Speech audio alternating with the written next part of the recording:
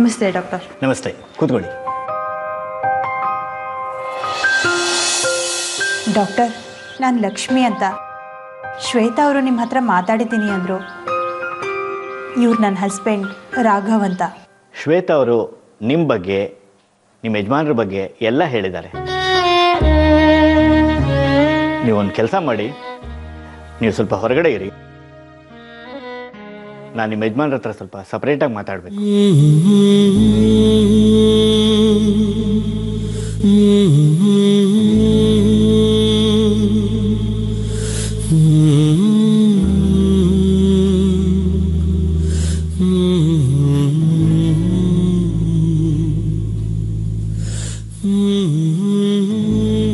ರಾಘವ್,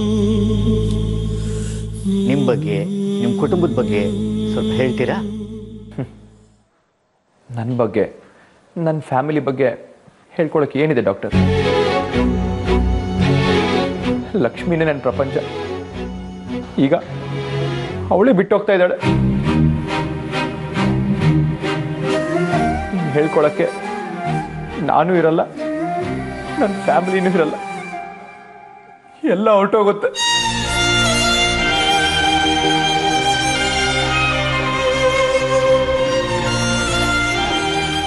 ರಾಘವ್, ನಿಮ್ಗೆ ಎಷ್ಟು ಅಳಬೇಕು ಅನ್ಸತ್ತೋ ಅಷ್ಟು ಹತ್ಬಿಡಿ. ಅತ್ತಷ್ಟು ಮನಸ್ಸು ಹಗುರ ಆಗತ್ತೆ. ಇದು ಮನಸ್ಸು ಹಗುರ ಆಗೋ ತನಕ ಬರೋ ಕಣ್ಣೀರಲ್ಲ ಡಾಕ್ಟರ್. ಲಕ್ಷ್ಮಿಗೆ ಏನಾದರೂ ಆದರೆ ನಾನು ಖಂಡಿತ ಬದುಕಿರಲ್ಲ. ಸಿ ರಾಘವ್, ಕ್ಯಾನ್ಸರ್ನಿಂದ ಮಾತ್ರ ಜನ ಸಾಯ್ತಾರ? ತಲೆನೋವು, ಜ್ವರದಿಂದ ಸಾಯಲ್ವಾ? ಹಾಗೆ ಕ್ಯಾನ್ಸರ್ ಕೂಡ ಒಂದು ಕಾಯಿಲೆ ಅಷ್ಟೆ. ಇಲ್ಲಿ ನಿಮ್ಮನ್ನು ಭಯ ಬೀಳಿಸಿರೋದು ಕಾಯಿಲೆ ಅಲ್ಲ, ಅದರ ಹೆಸರು. ರಾಘವ್, ಸಾವು ಎಲ್ರಿಗೂ ಬರುತ್ತೆ. ಎಲ್ಲರೂ ಸಾಯ್ತೀವಿ ಅಂತಾನೆ ಬದುಕ್ತಿದ್ದಾರಾ? ಇಲ್ಲ ತಾನೆ. ಅವರೂ ನಗ್ತಾರೆ, ಸಂತೋಷವಾಗಿರ್ತಾರೆ. ಸಾವಿಂದ ತಪ್ಪಿಸ್ಕೊಳ್ಳೋಕ್ಕೆ ಯಾರಿಂದನೂ ಸಾಧ್ಯ ಇಲ್ಲ. ಇರೋಷ್ಟು ದಿನ ನಗ್ತಾ ನಗ್ತಾ ಇರಬೇಕು, ಖುಷಿಯಿಂದ ಬಾಳಬೇಕು, ಬಾಳೋಕ್ಕೆ ಬಿಡಬೇಕು. ಇದೇ ಅಲ್ವಾ ಜೀವನ ಅಂದರೆ? ಇದೆಲ್ಲ ಕೇಳೋಕೆ ಚೆನ್ನಾಗಿರುತ್ತೆ ಡಾಕ್ಟರ್, ಆದರೆ ಅನುಭವಿಸೋಕ್ಕೆ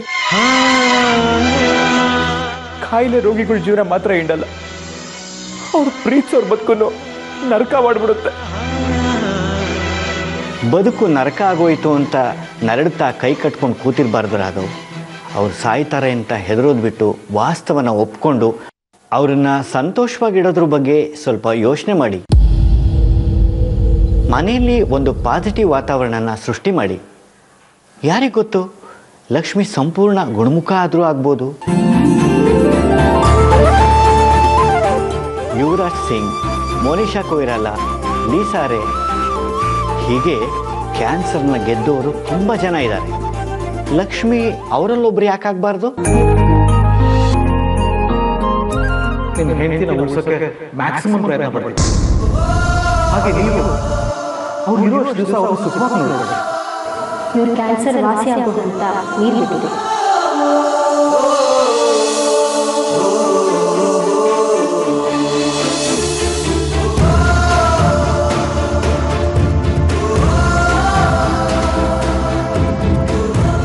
ಏನೇ ಉದಾಹರಣೆ ಕೊಟ್ಟರು ನಮ್ಮ ಬಾಳ್ ಸರಿ ಹೋಗುತ್ತಾ?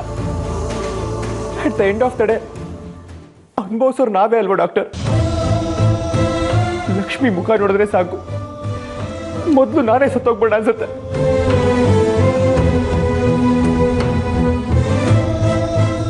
ಆಗಲ್ಲ ಡಾಕ್ಟರ್, ನನ್ನೇದಾಗ್ತಾ ಇಲ್ಲ. ನೀವೇನೇ ಕೌನ್ಸಿಲಿಂಗ್ ಮಾಡಿ ಸಮಾಧಾನ ಹೇಳಿದ್ರು ಲಕ್ಷ್ಮಿ ನನ್ ಬಿಟ್ಟು ಹೋಗ್ತಿದ್ದಾಳೆ ಅನ್ನೋ ನೋವು ಸಹಿಸ್ಕೊಳಕ್ ಆಗ್ತಿಲ್ಲ ಡಾಕ್ಟರ್.